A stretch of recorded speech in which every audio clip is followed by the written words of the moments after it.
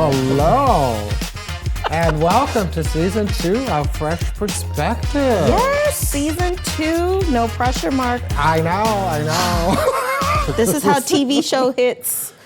This is it. This is it. This is it. This is our breaking point. Season 2 will set us off. We'll either make it or break it this time, right? Well, welcome back. Season 2 of Fresh Perspectives. I am Mark Brown.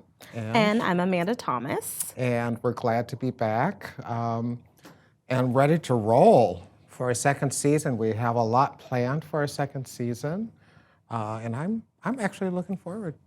I think we're going to have fun. Yes. I think it's going to be More fun. guests are coming in for our second season. More conversations like we've had before, but different kind of conversations that we're going to be having. So yeah, we're super excited about what is going to be taking place. Yep, and we're going to have, aside from our guest, I think you'll see more of Amanda and I together in these settings. Reunited. And it feels so good. Okay, sorry. Yes, we'll be back together, and we'll be doing probably more live. Yes, that's our goal. That's our goal, and at some point we might even throw in invitation for audience participation. Slow your roll. I know. Slow your roll. We're trying. We're working on it.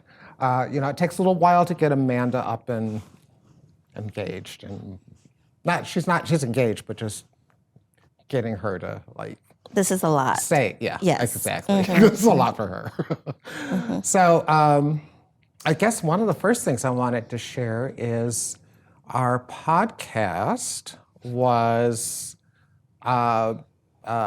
submitted and was nominated for an award from our marketing department. Yay! So we'll see how that The results, transpires, how that works out. I'm really excited to hear that, and hooray for our marketing department because they've done a great job supporting us. Yes. So we also want to welcome a new support person, Jimmy Yang, who is working to, he just waved in case you didn't know, because you can't see him. He's in the background, but he did just wave, and so we want to welcome him to our production crew. Yay! So that's great, working along Caitlin and the rest of our fabulous crew. So I think we're moving right along here. Moving on up. Yeah. So let's see, what else? There was something else we were going to start off with, and I can't remember what it is. But I do know that we wanted to talk about... So this episode, we wanted to continue our conversation on season 1, our first episode. Yeah. We really talked about ourselves and how we were raised. And this is a continuing conversation of us. I kind of phrased it to Mark, we're still Black in America. And this conversation, because we really talk about our ancestors and our culture of how we got here, how our people got here.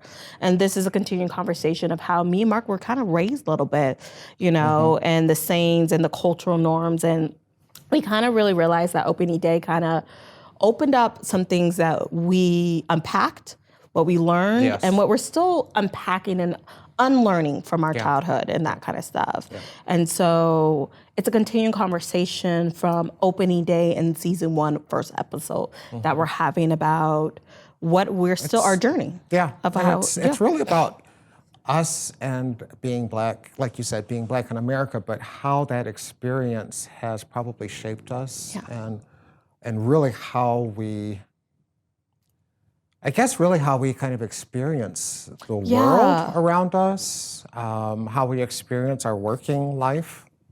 And I think that that's really kind of key. And I think one of the things that I found really interesting when Dante, Dr. King, and Tim Weiss were here, there was so much in the history that Dante shared that I think I knew, but wasn't really fully aware of some of the issues and things that were like how this country was built and what it was built on and that kind of thing. And so I think those are things that were helpful for me. I remember taking notes and just being amazed at how much our history has been whitewashed.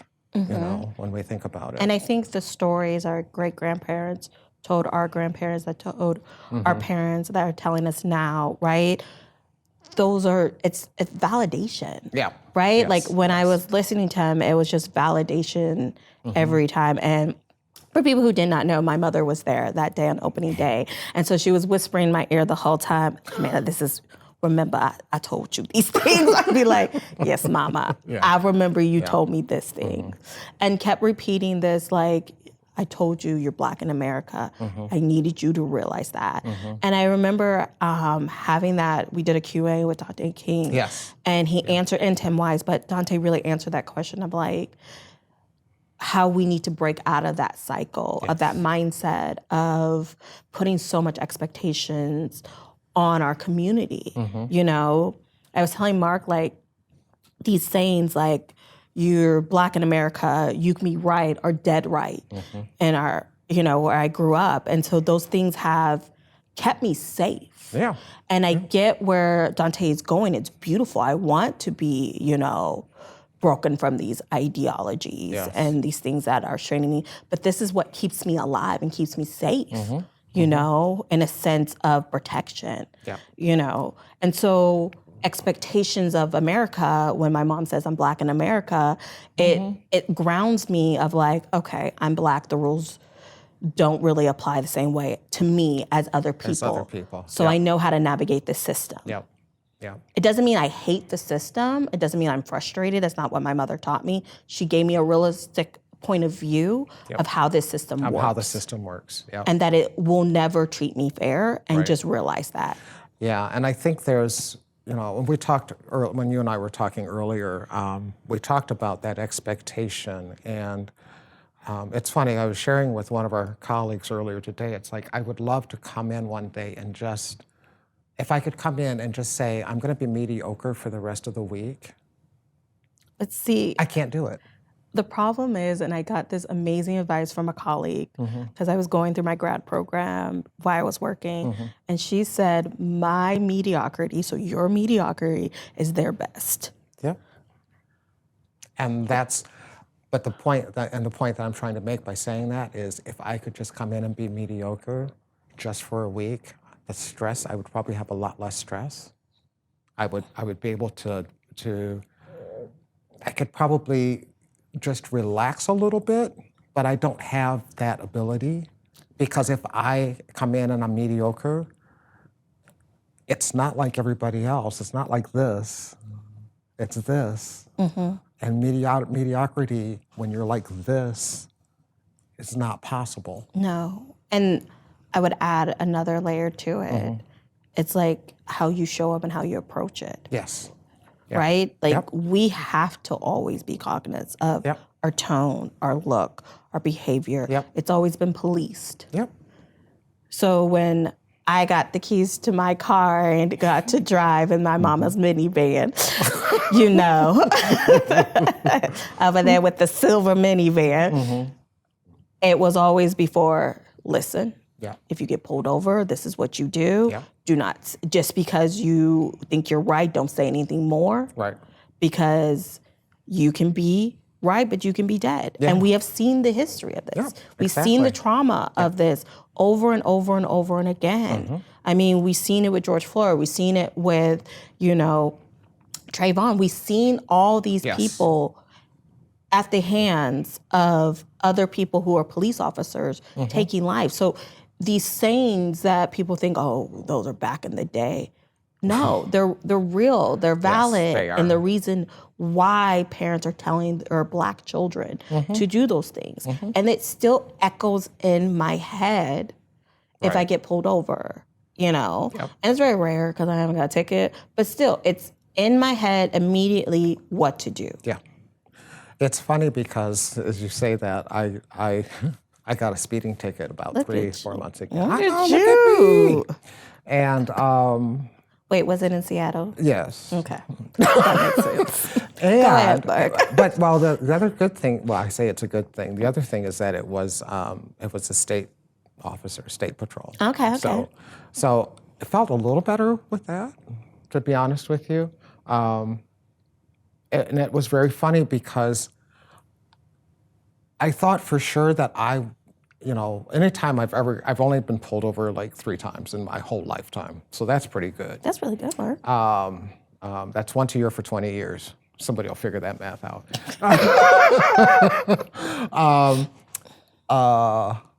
But anyway, when I got pulled over, I did everything. Right, hands on Hands on the wheel. What would you like me to do? What would you like for me to do? Yep. Blah, blah, blah, blah, blah.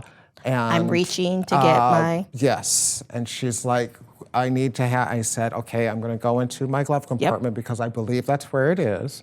And I followed every single thing. Check the boxes. And I was really speeding too. And she said, well, I'm just going to do you for 5 miles over. That's very nice of her. That was very nice of her. She was extremely nice to me. Extremely nice. And I actually said to her, I want to thank you just for being nice. And she said, you're welcome. That was an experience that I didn't expect to have, especially in Seattle. But your expectation. But I had an expectation that I could be harmed. Yes. Immediately. Because of the conditions that you were raised, what you've seen, what you've heard, whatever like your history is. Yeah.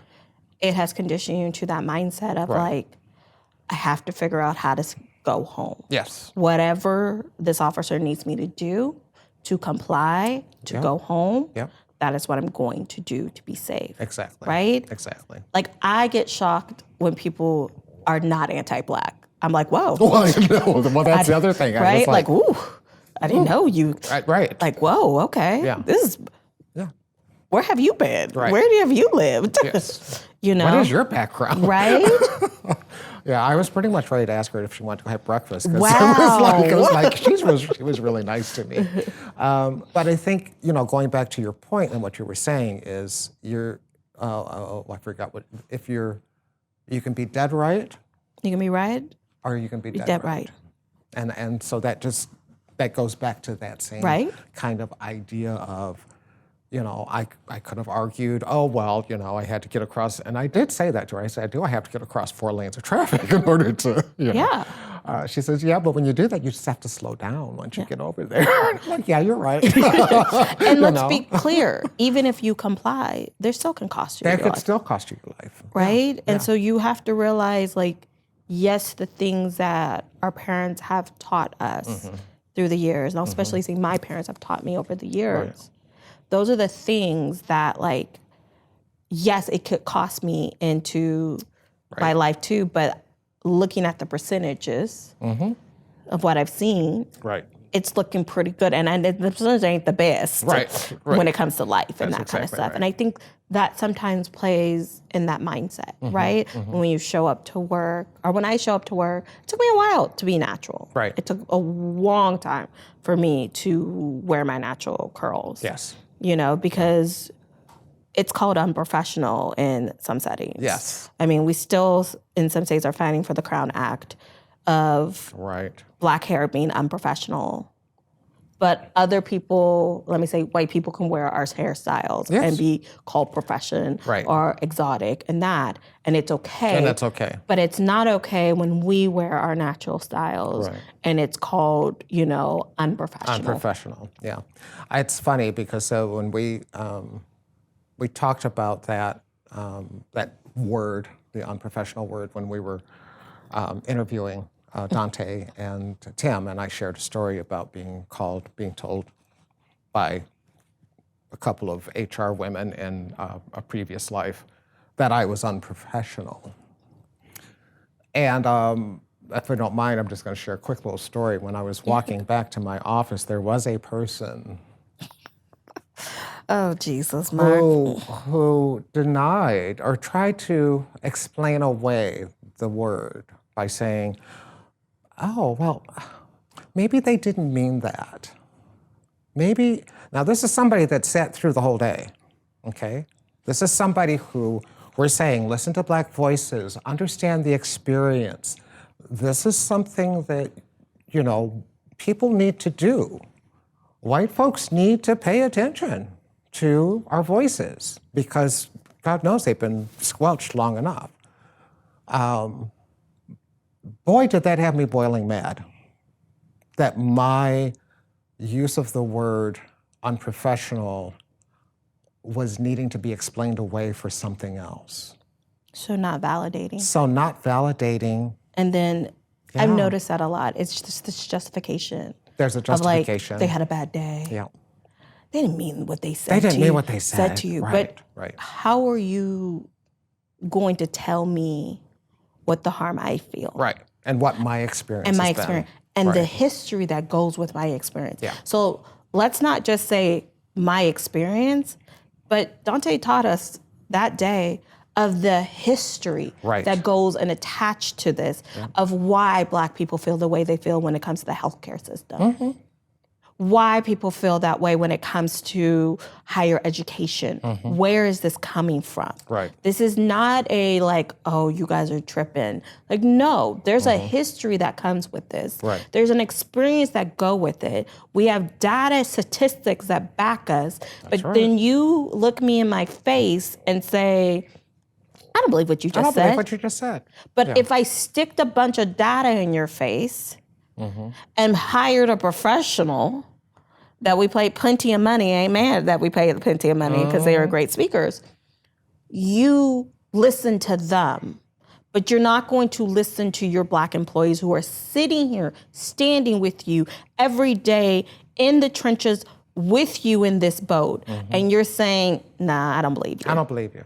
Yeah. Or they didn't mean it that way. Right. They didn't mean to say that. They didn't, they had a bad day. Yeah, there's always this level of deflection or denial that it's like I don't really understand. I'm trying to understand, just because that's how my brain works, I try to understand, okay, what is it that you're not getting? What is it that you're not getting when I say this about my experience? But I think there's another layer to this. What's that? Because they give more benefit of the doubt to that white person than they have given to us. That's a good point. Because history has shown that. Because history has shown that. Yeah, that's true. That's a very So good people point. that look like them, and we do that too, let's be truly honest, people that look like us, because we've never got the benefit of the doubt. Right. So we hear a story, and we hear it's a Black person, but we're like, wait, hold up. Let's get all the information. Let's get some context. Let's get all the details. Let's understand what really is going on to that. Yeah. Right? Yeah. It's the same thing. They're probably looking like, okay, white woman. Okay, I'm a white woman. I'm internalizing this. They just misinterpret what They just this is. misinterpret it. Because they identify as a white woman in that space. Exactly. And so you give more benefit of doubt and grace, even when they don't deserve the benefit of doubt and grace. Yeah. But I think that's the problem. I think that's the frustration a lot of times I notice is that people pick and choose when they want to give benefit of doubt or grace to people. And they do the most harm. Yes. Yes. And then they cover themselves up with like, I'm a good person. I've read plenty of books. I'm part of this community. Or I had a bad day. I seek refugee from other organizations and groups and that, and I'm learning. And I love this default. We all make mistakes. Where's a space where I can make mistake? I don't think they realize you caused harm. Yep. That's exactly right. So you have to sit in it. Yes. Just like when you made a mistake at home, especially if a lot of y'all don't have Black mamas, but in my household with my Black mama, if I made a mistake, let me tell you. Oh, let's not. Well, we could have a whole nother session on that. We could have a whole show on that. Monday, I made my mistake. My mom would chew me up. Okay? Let me say this. My mama never said a cuss word in her life. Okay? Not abusive words. Okay? But she'd chew you up with the facts of what you did. Okay? Tuesday, she's still talking about it. Yep. Because she's still chewing on it. And you better get to church on Sunday so that you can pray on what you did on hopefully Monday. the pastor say something in your favor. That's right. To protect you and say, That's Mama, exactly remember right. forgiveness? Forgiveness, Yep. that's what the pastor preached That's what on. the pastor preached on. Yeah. And still, but I had to, could I talk back to my mama? No. Did I have to hear it every single hour? Yes. Yes, you did. Did I have to sit in it? Yes. Yep. Was it uncomfortable? Yes. Yes. Was it frustrating? Yes. but I caused the harm. And I had to realize I had to sit in and realize what I've done. Yeah. And I think the thing is that a lot of folks would rather deflect and deny than sit in that. We have to do it on a daily basis. Yes. We always, that's part of being Black in America. Yeah. We have to sit in it every single day. I want to go back to something you just said about reading books and that kind of thing, because this has always been this has kind of been sticking in my craw lately. We have a tendency, I think, a lot of folks think, well, I can read a book and I'll know everything. Or I can do this and, okay, so you read a book, big deal. They want a sticker. What did you? They want a sticker, Mark. Give them a sticker. Oh, we should maybe give stickers out. I feel like we need to go back to kindergarten where they used to give stickers. I think preschool I think did we this should too, do that. where people do good deeds. Yes. And they And see give on out their a sticker? wall. Yes. So it's okay. Read a book. That's great. What are the actions? What are the things that you are applying from what you've read? We are a higher ed institution. Please, if you're going to read a book, please put something into action. It's homework. It's just like homework. If you're going to read a book, what are you doing now to prove that you're actually trying to do something different? And I find that more and more people are saying, oh, well, I'm reading the book. Okay, well, that's great. What are you doing about it? Are you applying what you've learned or what you've read? Because if you're not applying it, you're not going to get anywhere. But I would take it another step, too. Because you have to be bold enough to step out of your comfort zone. Love that word, bold, yep. To say something. Yep. Because let's say you read the book, you do the homework assignment, and then there's the test. Ooh, sister, go on.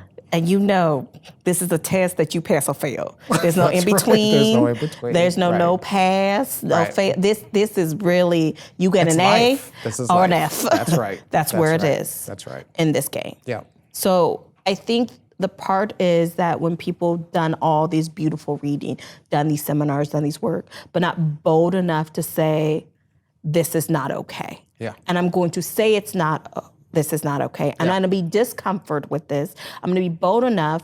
I don't care where my positionality is. If you cause harm to a community, I'm going to say something. Yep. I do not care what it looks like. That's right. That's exactly right. And I like the fact that you said you have to be bold enough. And I think I shared this with you at some point. We were chatting.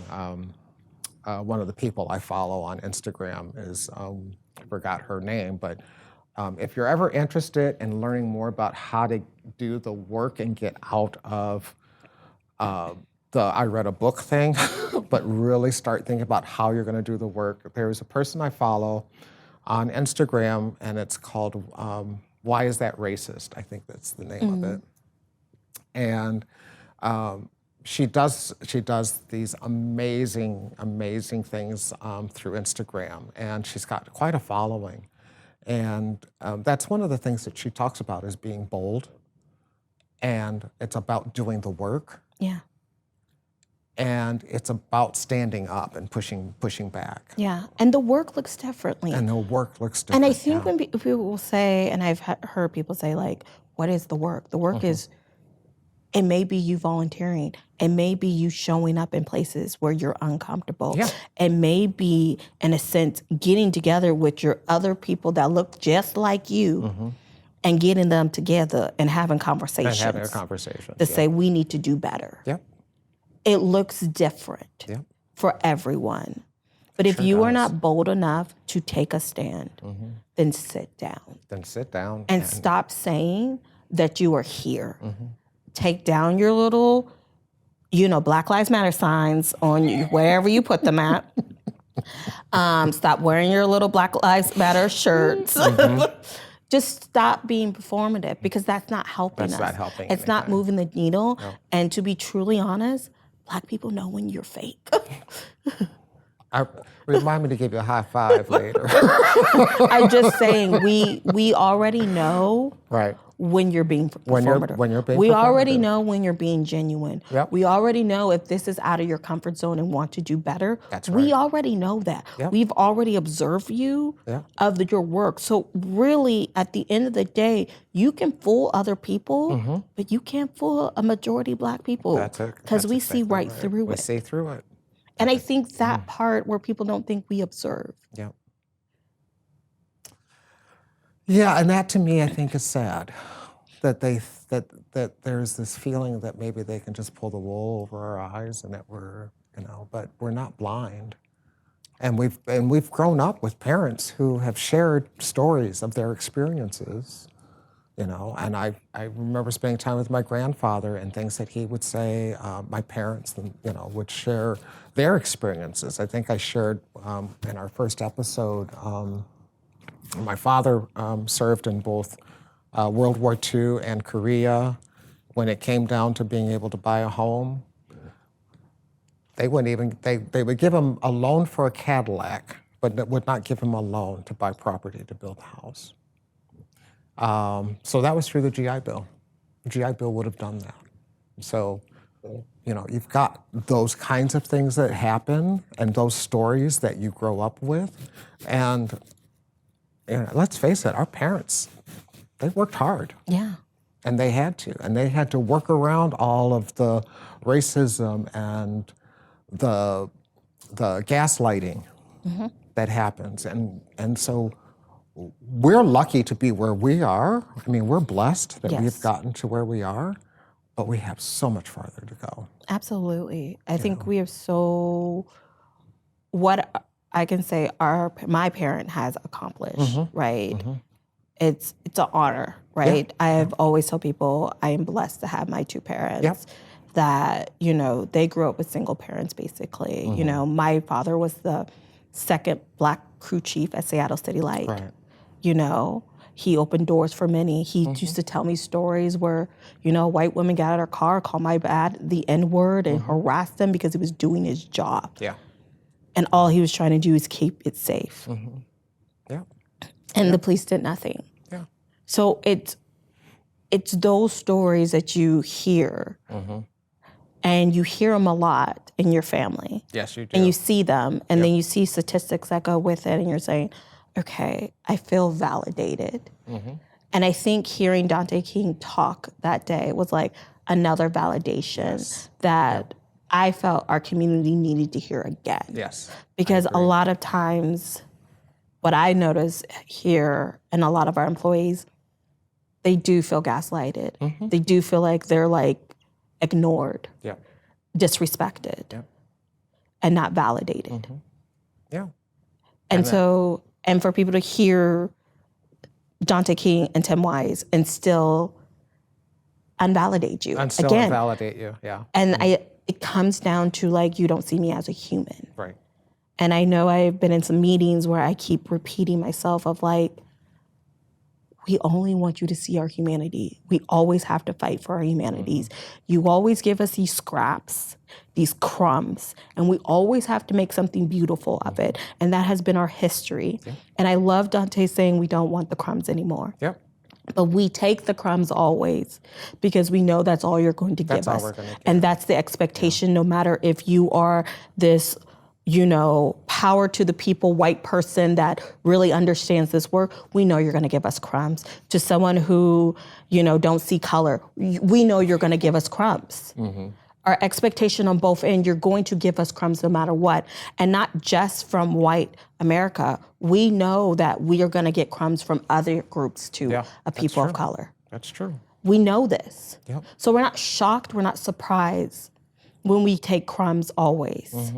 But we're always the ones supporting everybody, community. All the other communities. But I don't think they know their history enough to know how much Black people have got a lot of people here. Yep, that's true.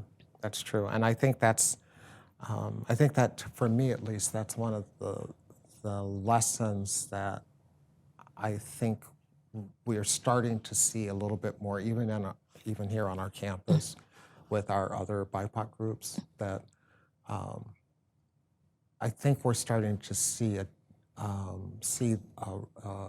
don't know, say a movement, but a better understanding about their own involvement in anti-Blackness, so to speak. So, which I'm pleased, and I've been doing a lot more reading around anti-Blackness as well. So, so I think that's in terms of what other cultures, how Black people have been perceived by other cultures. So I think that's actually a really good. I think that's a good place for us to be at this point, especially on our campus. I think it's good, and I think keep learning this and unlearning. And unlearning it. Because, I talk about unlearning a lot of times. Yep. Some things I have learned to keep me safe. Yep. Yeah. And it's not always good, it's not always bad. Right. But it's just a protective order of that, cycle. I think one other thing I wanted to talk about as we talk about our experience with Dante King and Tim Wise, and I did bring up therapy. And I brought it up mainly because for African Americans, we don't always, that's not something that we seek. We don't go after, and that's a part of taking care of ourselves. And so I did want to just share with our viewing audience that it is really, really important to take care of yourself. One. Two, if you are looking for therapy to help deal with some of the things that Amanda and I were just talking about, it is really important to seek out somebody who looks like you, because the understanding is more supportive in those senses, and in that sense. So I just want to just throw that out there, just because I think it's really important. I think the anxiety that we experience a lot of times in our work, and it's not the work itself. I think it's the experiences, the things that we experience in our. You mean that we can't just show up and just do our job? That we can't just show up and do our jobs. Clock in and clock out? Right. Be mediocre if we want. We have to deal with, as Dante calls it, terrorism. Yes. That takes a huge toll. Yeah. It takes a huge toll. I think that's the other layer. Like the mediocrity part of always being, the saying, always being twice as better, because that's what we've been taught. Yeah. I think that hasn't been tiring to me, because it's becoming my nature, right? It's like I have assimilated to that, right? So it's easy for me to be like, I have to do A, B, and C to keep my spot. Yep. I think for me, the extra layer to this is adding the racist part, the anti-Blackness part. That layer is tiring. Right. And not just like to myself, but when I hear it from my community telling me that people have been hurt and harmed and leaving because of this. Yeah. That is where it's like draining. That's where it's the concerning. That's where the alarms go off. Yeah. And it's funny because our alarms go off as like, this is an emergency. If we took this as a crisis situation, our institution would be changed. Yeah. But we don't take it as a crisis situation. Right. We just keep moving forward in that. And I want to say about therapy, and I think it's amazing that you're going to therapy, Mark. Thank you.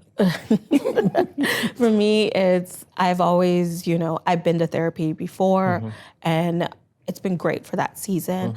I noticed for me, my therapy is always community. Yes. Right? I pour into my community, as we always say, we vent to each other to get it out. Yep. So we don't take it home with us. Right. We take it all to our community. We lay it there. And sometimes there is therapists there in our community. They're there to help you. Right. Yep, and that kind of stuff. Or we take it to the church, or we take it somewhere else because of the factor of stigma, right? Also how people perceive people, And I know it's changing, that we're building a culture in the Black community about self-care and therapy and mental health. And it's a beautiful thing. But I also want us to root ourselves also in our communities too, because that's what we used to lean on. And I know sometimes community is not the best for some people, but layering it with therapy and community together, Yes. whatever works for you and your need, Yeah. it's always important. I think that's very important, and that's one of the things. And I share this, and I've shared it with other folks. But you know, our community here, our Black Caucus community, has been, in a lot of senses, a lifesaver. Not just for me, but I know for a lot of our other Black colleagues here on campus. It has been a lifesaver because without that support, without that ability to say, I need to talk to y'all. Right. That I think just having that in and of itself has been a blessing for a lot of our Black colleagues on this campus. And some I don't think use it enough, Yeah. to be honest with you. I agree. Because sometimes it's always they're about to leave and they reach in. You're like, we could have helped you. And they're like, helped you. what? Yeah. But I also think this thing is, yes, we're here to help as the Black Caucus employees. We come wrap our arms around our employees and we're here as Black employees. But the institution, because of the lack of the institution doing what they need to do, that is why we have to keep what we have wrapped around. That's exactly Because the right. institution has shown us multiple times in their behaviors that they're not here to protect us. Right. Yeah. Yeah. You know, and I think that's where the big problem where people see, oh, well, you got a great community. Look, we got a new Black person, so come over here, and not realizing like, you understand this community is built to really be a session and a protection Right. of safety Yes. because of the harm you done, Yeah. that your department done, your division has done, Yeah. you know, the institution has done, the executive team has done. Like those are the things, that is why. That's why. Yeah. And people are like, why didn't they come to us? You're not safe. Yeah. If people are not talking to you, you're not safe. You're not safe. That's exactly right. That's exactly And I right. think that's where I don't people realize in this work is that the reason we created our space, the reason why we are a community and so strong, and I know some people look at the Black Caucus as like, ooh, the Black Caucus, as this big group, is because we have to.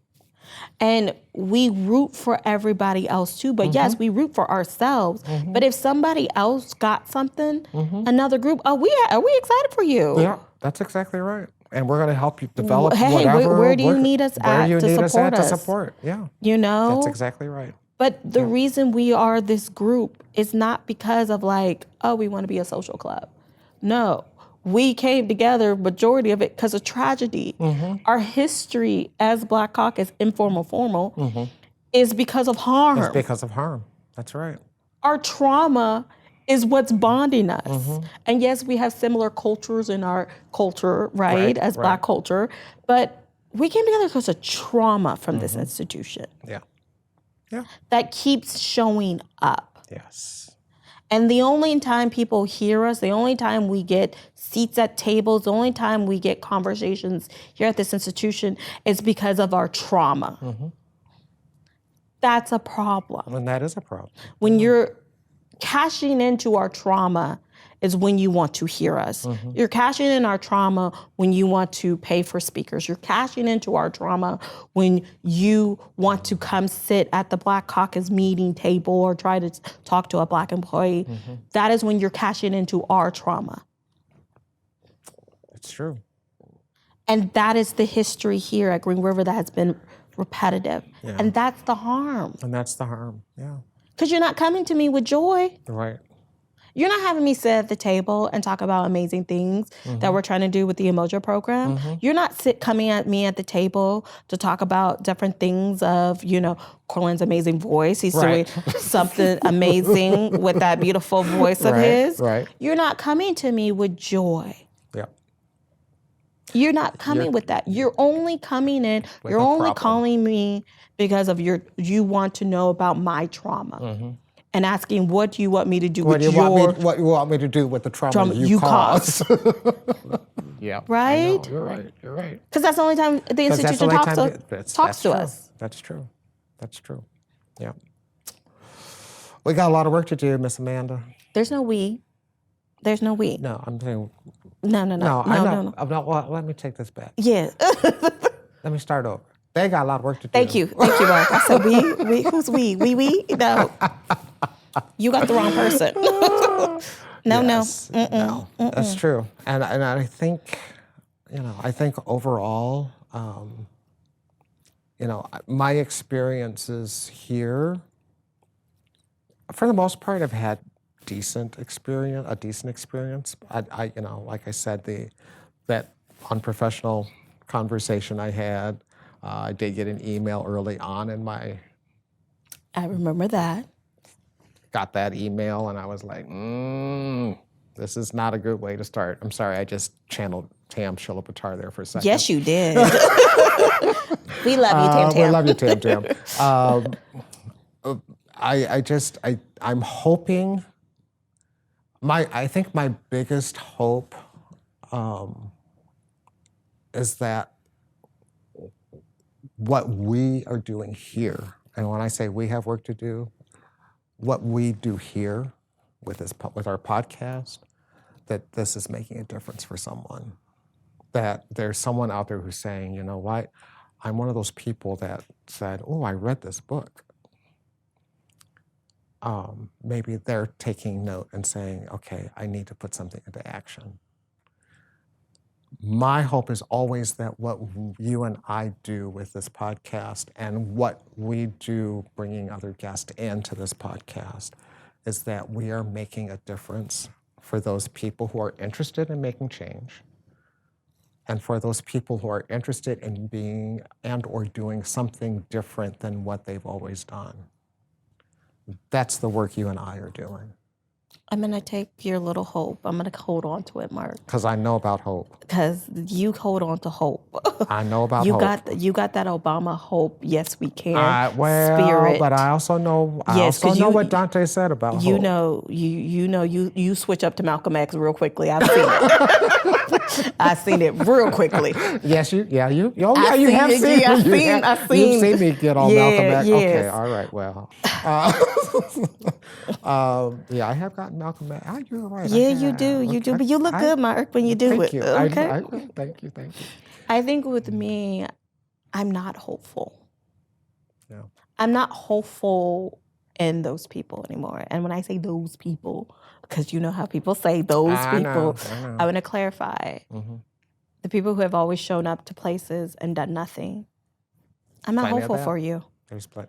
I'm not hopeful for the people who want to just be performative. Mm-hmm. I'm not hopeful for the people not hopeful for them either. Who don't want to be bold and read the books multiple times, went to seminars, got a sticker or got an award or got a certificate that they did DEI work. I'm not hopeful. What I can say that I can put my hope in is in the community that I built. Yes, I agree. I can put hope in them. Yeah. Because they're the only ones who have shown me over and over again that they have shown up. Yeah. That they're willing to do the work. Yeah. But there are people here, no. Yeah. I'm not giving you hope because you don't deserve hope. Yeah. Because you never shown up. Right. You never cared. Mm-hmm. And this is not your problem kind of mindset. And that's fine. Yeah. I am okay with that, but I'm not going to put you in the hopeful category. I'm not saving my breath. Right. I am too cute in this season. Okay? And I ain't going to be pressed or stressed to worry about that community anymore. Well, I'm not going to worry about them because I can't put my energy in that. That's up to them. I can't put my energy in that. And I'm with Dante King with that hopefulness. Well, that's what I was just going to say. The hopeful part, and with what Dr. King said about hopeful, I have to totally agree with that. And I can't remember what he said. Do you remember how he said it? Basically, we were hopeful back in the day that white people were going to do better. Yeah. We were hopeful back in the day and all the generation of this hope and this resilience. And what has it got us? What has it got us? Nothing. Yeah. But if we, as a community, and when I say we, I mean Black community, really take time to heal ourselves from the trauma that we have faced. Yeah. That's what I'm hopeful That's for. what you're hopeful for, yeah. I'm And I hopeful agree with for that. the Black employees who have been burnt out, who have been dragged, who have been talked about, have been disrespected, have been gaslighted to no other, who keeps showing up to work because they got to get paid their bills and they have the responsibility. I'm hopeful for them to get healing. I'm hopeful for them to get counseling and therapy. And I'm hopeful for them to see their greatness. Yeah. That's who I'm hopeful for in this season. Yeah, and I will sign on to that. Okay, thank you. Yes. It's good to be back. Season 2. Season 2. I think it's going to be a journey in season 2 for us. It's going to be what? A journey. It's going to be a journey for sure. I think it's going to be some laughter, some cries Some like cries, usual, yeah. some moments of side eye like we always do. Yeah, Well, a couple of joy moments. definitely. However, we thank you guys for actually watching us on season 1, Yes. seeing our journey, and hopefully staying tuned for season 2 and what amazing work. Hopefully you'll love to watch and enjoy and learn some more things. Yep. So thank you guys so much. Yep, thank you. And thanks to Caitlin, Jimmy, Jeffrey. Thank you to, who else was here? Chris. And Chris. Steve, Sam. I want to call him Steve. Sam Eisenman. So I want to thank all those folks. And I think this is good. Season 2, episode 1. Yeah. Yes. We are done. Thanks, everybody. Bye. Bye.